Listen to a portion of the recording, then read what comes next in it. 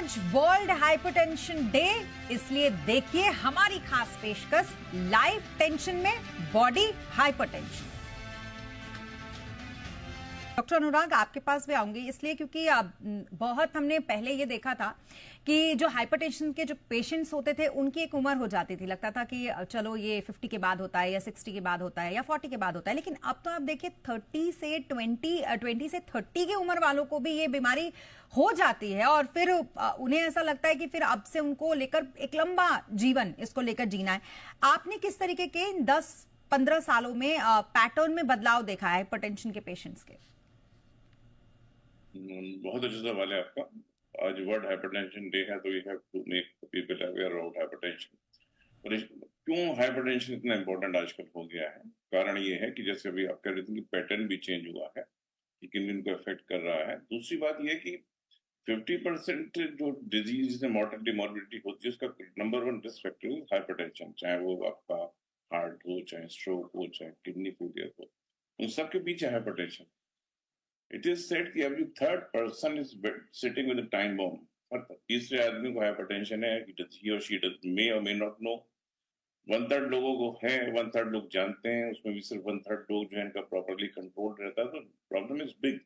जो पैटर्न की बात आप जिक्र कर रही थी, now it is being seen late adolescent stage also. जो आजकल का लाइफ स्टाइल हो गया है जिसमें फास्ट फूड बहुत ज्यादा कंजप्शन हो गया है, मोबिलिटी कम हो गई है, एक्सीडेंटली लाइफस्टाइल बढ़ गया है, लोग स्क्रीन टाइम बहुत बढ़ गया है और जो खाने और बाकी हैबिट्स में चेंज आया है। तो लेट टीन्स जो कॉमनली अब आजकल देखते हैं, जो बच्चे स्कूल में पढ़ने जा रहे हैं, हाइपरटेंशन।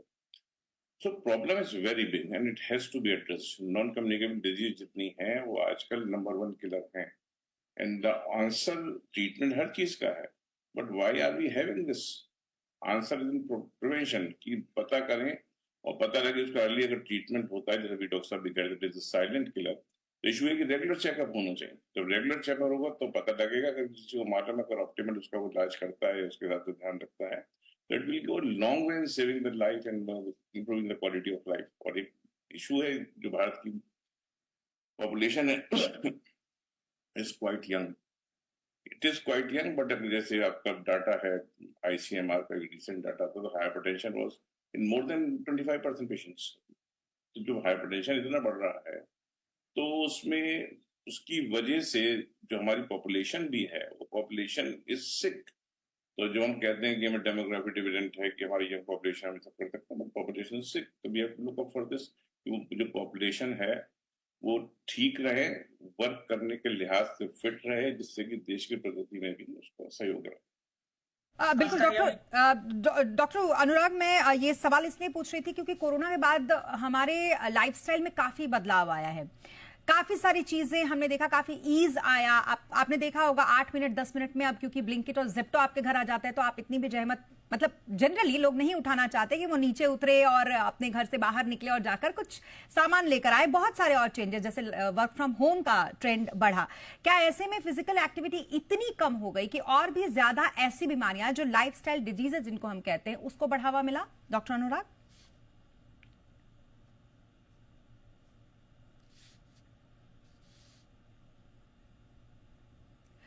डॉक्टर अनुराग, शायद आप म्यूट पर हैं, आप अपने आप को अनम्यूट कर लीजिए। बिल्कुल ठीक कह रही हैं आप। कोविड के बाद से चेंज आया है, लोगों के बिहेवियर में चेंज आया है। In fact it has accelerated the change which was already happening. जो ब्लड प्रेशर की आप कोविड में बात कर रहे हैं, तो ये देखा गया था जिनको ब्लड प्रेशर या ओबेस है उनका outcome was poor. One of the risk factor for poor outcome in Covid, वो अपना में अलग विषय है। लेकिन जो आप बात करें प्रेजेंट डे लाइफ स्टाइल है, उस लाइफ स्टाइल में सारी चीजें, क्या खा रहे हैं, कितनी एक्सरसाइज कर रहे हैं, कितने हम रिलैक्स कर पा रहे हैं, कितने हमारे वर्किंग आवर्स हैं, कितने मेंटली फ्री हैं हम, सभी चीजों में परेशानी है। Addiction wise alcohol use is increasing, smoking या तंबाकू यूज इज इंक्रीजिंग, जो पहले बीच में स्टेबल माना गया था। बाकी जो उससे जितने भी आपके जो रिस्क फैक्टर्स हैं, हाइपरटेंशन, डायबिटीज, अब डायबिटीज को ले लिए, more than 11% people are diabetic, more than 15% pre diabetic, वो सब चीजें बढ़ रही हैं। उसके साथ में हमारा लाइफस्टाइल जो हो गया है सीडेंटरी, जब जॉब करें, जैसे स्क्रीन पे बैठे हैं, उसी में बैठे सारी चीजें चल रही हैं। We have been hijacked, mentally hijacked by the mega corporation. वो जो चाहते हैं हमारे दिमाग में fit, Gen Z is a typical example of that. उनको जो ब्रांड कौन सा प्रमोट होने हैं वही उनको लेना है, खाना कौन सा खाना है। अब देखो इंडियंस में आप जो खाने की जो इस समय चलन है वो इंडियन खाना नहीं है। अब पिज्जा है, बर्गर है, सब बाहर की चीजें हैं, यहाँ से रिलेटेड नहीं रही हैं। अब वो लेकिन बढ़ती चली है, they are all processed and ultra processed food. इससे परेशानी होती ही होती है, कोई इसमें शक ही नहीं। उसके बाद भाई बैठे बैठे काम कर रहे हैं, उसमें इस तरह की चीजें इतनी ज्यादा हैं कि आप उसमें एंगेज इतने रहते हैं, टाइम ही आपको नहीं रहता। दूसरा में क्या होता है, it causes anxiety and neurosis. आपके ब्रेन को डिसाइड करने की क्षमता, आपके सोचने की क्षमता, उसको प्रभावित करता है। तो उससे और आप उसमें जो है आपकी लाइफस्टाइल बिगड़ती है। और उसके साथ में आप सीडेंटरी लाइफस्टाइल है, प्रॉपरली नींद नहीं आ रही। आप अभी ये देखो, एग्जाम्पल मैं दे रहा हूँ, अगर आप सो भी रहे हैं, आपका मोबाइल पास में रखा है, उसमें कोई नोटिफिकेशन का हो गया, आपने फोन नहीं उठाया, लेकिन आपकी नींद खुली। नींद खुलने से आपको अलर्टनेस आई, ब्रेन ने काम करना शुरू किया। ब्रेन ने काम करना शुरू किया, न्यूरो एंडोक्रिन एक जो एक्सिस होती है वो एक्टिवेट हुई। तो जो प्रॉपर रेस्ट वाली प्रक्रिया चल रही थी वो रुक गई। अगर प्रॉपर रेस्ट नहीं होगा, तो नींद एक बहुत बड़ा रिस्पेक्टर है आजकल जो माना जाता है हर चीज में, वो प्रॉपर नींद नहीं है। ये सारी चीजें are causing the problem. So we have to address our whole lifestyle for this.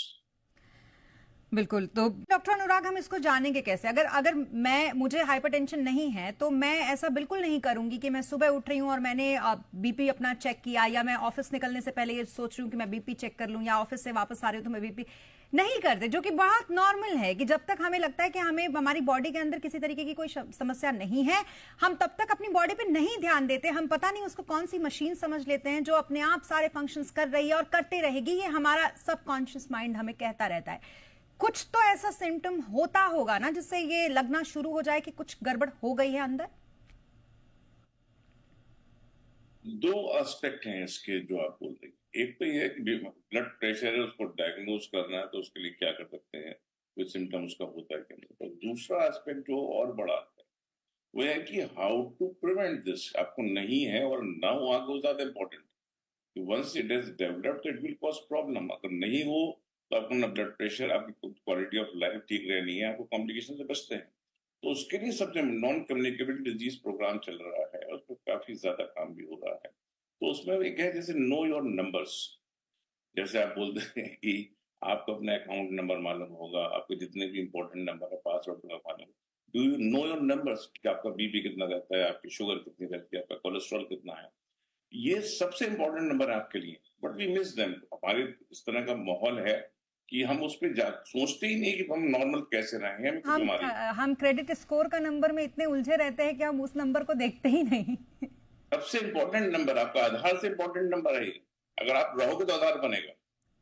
तो वो इशू है, उस पर ध्यान देने की जरूरत है। बहुत बड़ी चीज नहीं है। हर एक चीज की रिकमेंडेड गाइडलाइंस है, कब कब एक लिपिड प्रोफाइल होना है, कब बीपी चेक किसका होना चाहिए, कब शुगर कितनी चेक होनी चाहिए। जैसे बाहर है, वेस्ट में है, यूएस में है, तो वहां पे फिजिकल मैंडेटरी फॉर एवरीवन भी कराना ही है साल में एक बार। जिसको जिस टाइम में जिस जाति को बीमारी होने की संभावना रहती है, टेस्ट हो जाते हैं। अपने आप ही ऐसा शुरू हो रहा है। गवर्नमेंट का भी बहुत अच्छा इनिशिएटिव इसमें है, हो सकता है इसमें थोड़ा सा समय लगे, लेकिन this is where we lack, जहां पर ध्यान देने की जरूरत है कि प्रिवेंशन कैसे हो। जहां तक बात साइलेंट कैसे पता लगे, तो अक्सर जो ब्लड प्रेशर पता लगता है वो कोई ना कोई परेशानी हो जाती है। इवन सिंपल की ठंड हो गई, जुकाम बुखार हो गया, उसमें बीपी नाप लिया गया, या सिर दर्द बड़ा को मिल गया, usually it doesn't cause any symptoms. It is like जो आप देख रहे हैं ना, हवा बहती है, आपको दिक्कत नहीं है लेकिन वो बह रही है। जब मूवमेंट होता है उसमें पेड़ों का, तब आपको पता लगता है हाँ यार आप फील कर। बिल्कुल, और इसके लिए जरूरी है कि अवेयरनेस बहुत जरूरी है इसके लिए, क्योंकि तभी आप खुद अपना ध्यान रख पाएंगे। आप तीनों का बहुत शुक्रिया हमारे साथ इस शो पर जुड़ने के लिए और हमसे इतनी अच्छी चर्चा करने के लिए, ताकि लोगों के वो काम आ सके। बहुत शुक्रिया। तो वर्ल्ड हाइपरटेंशन डे, और जरूरत इस बात की है कि आप रखें अपना ख्याल, अपने बिजी शेड्यूल में से निकालें समय, क्योंकि आपके लिए आपकी जिंदगी से इंपॉर्टेंट और कुछ भी नहीं। इसी के साथ इस बुलेटिन में फिलहाल इतना ही। बने रहे बिजनेस के साथ। नमस्कार।